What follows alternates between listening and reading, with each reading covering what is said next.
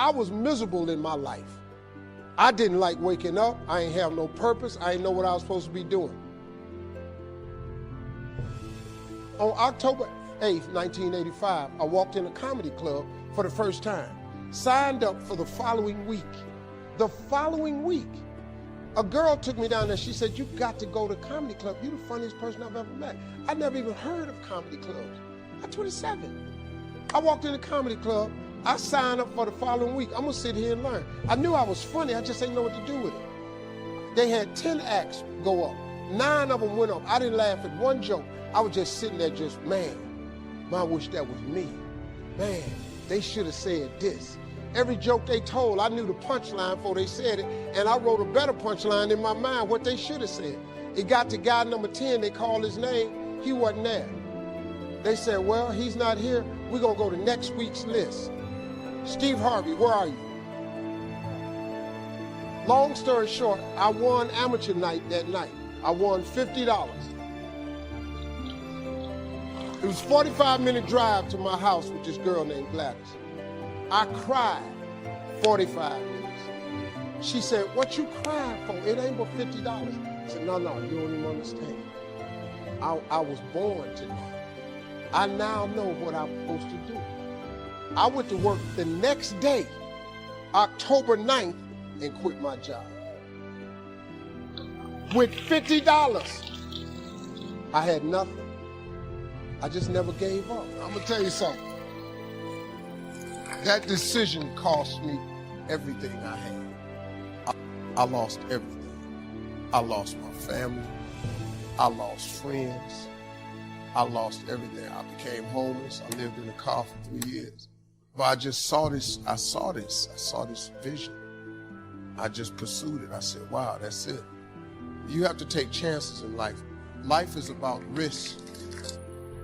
If you play it safe in life, you ain't gonna have much of a life. If you play it safe, you won't have much of a life. Life is risk. It takes courage to pursue your dream.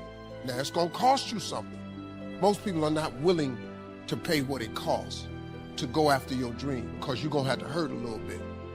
And most people don't like being uncomfortable. If you don't wanna be uncomfortable, please do not pursue success, because success is a very uncomfortable feeling. And I just learned to be comfortable being uncomfortable. Life is hard. See, for every time you have a plan, a dream, an aspiration, or a goal, do you know what happens every time you have one of those? This thing comes along called life. It happens to everybody. Life has disappointments. It got peaks and valleys. You're gonna lose somebody you care about one day. That's a valley.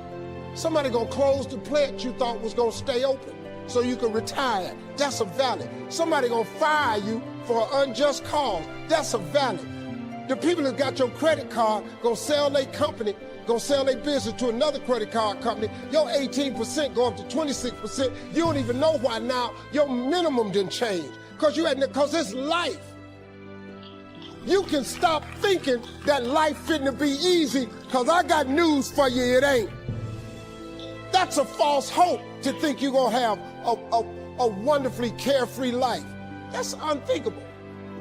We all live in this bubble. What you gotta do, you gotta put more air in your bubble. You got to blow your bubble up. Expand yourself. Take yourself out your comfort zone. Do not live in your bubble. Put some more air in your bubble. If you stay in your comfort zone, that's where you will fail. You will fail in your comfort zone. Success is not a comfortable procedure. It is a very uncomfortable thing to attempt. So you got to get comfortable being uncomfortable if you ever want to be successful. Start putting some pressure on. Put some pressure on yourself. Get out here and get about it. Look, I'd love to sugarcoat this thing for you. I'd love to tell you, look, you can go out here and get rich, do a couple of things. That ain't happening. You got to get real doggish. You got to get downright funky if you want to make it. Now, like I was telling you before, if you want to be ordinary, you ain't even got to listen to me. Just go on about your business. If you think ordinary's cool, ain't no problem. It's some really, really wonderful, ordinary people. But if you are sitting in this room and you have extraordinary aspirations, then you're going to have to do extra. You put extra on top of ordinary and you come up with extraordinary. It's no other way. I'm sorry, but here's the fact. All of you have extraordinary capabilities, all of you. You have to decide if you are willing to do the things to put you in that category. One of my nitty-gritty reasons was budget finance. Budget finance used to grind my soul. Way back in those early days, I had fallen for one of those consolidation loans, where you take all your little hard-to-pay bills, put them into one big impossible-to-pay bill. Right.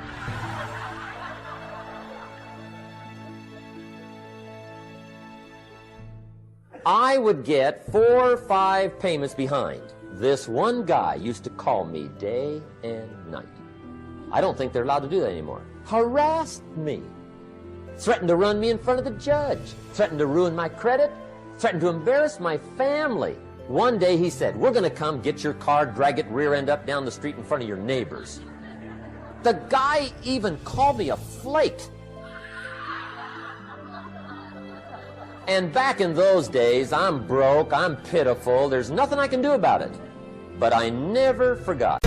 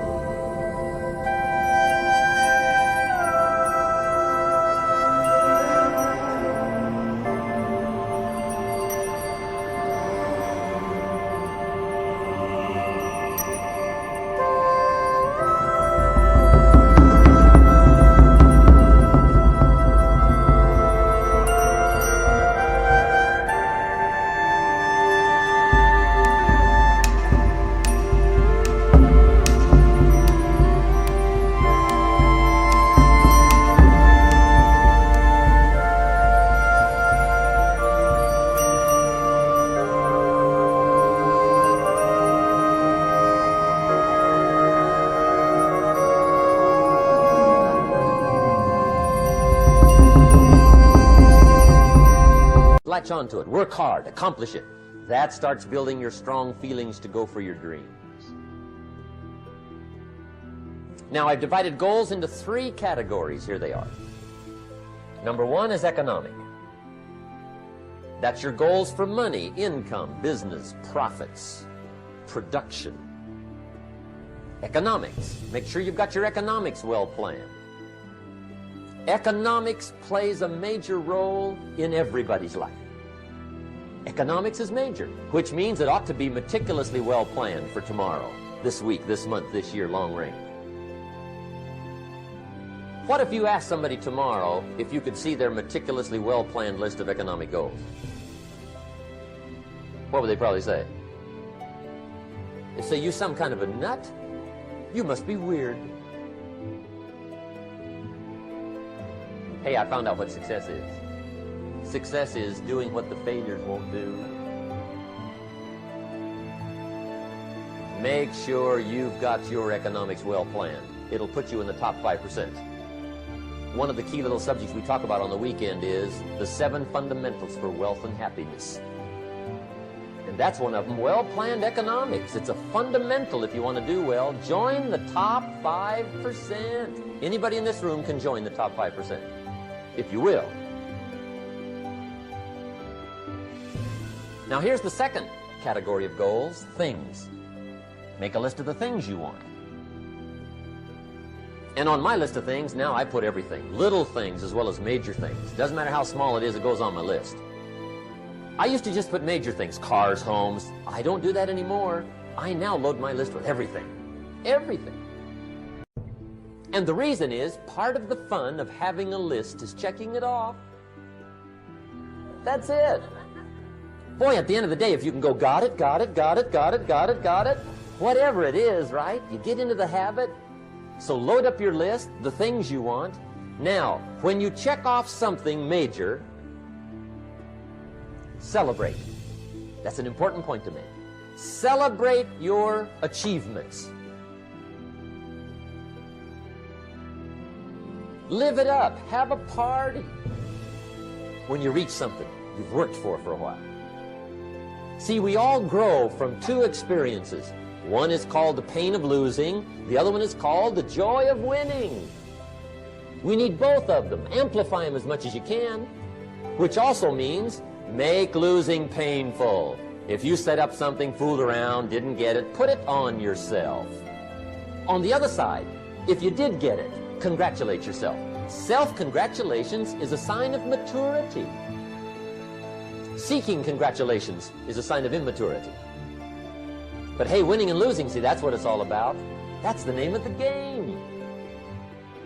Now, some people lead such mediocre lives, at the end of the day, they don't know whether they're winning or losing. They got no clue. Guy's just going through the day with his fingers crossed.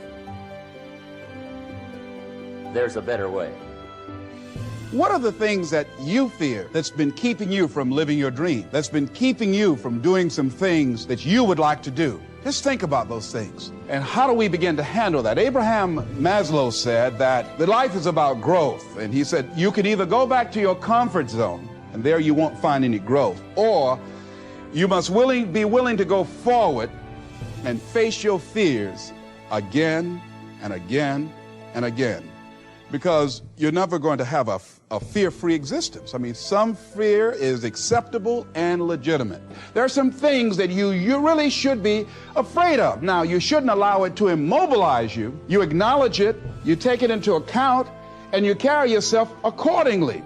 There are times that we should proceed with caution. But it's the difference between being stopped by fear. It's the difference between having a fear and the fear having you.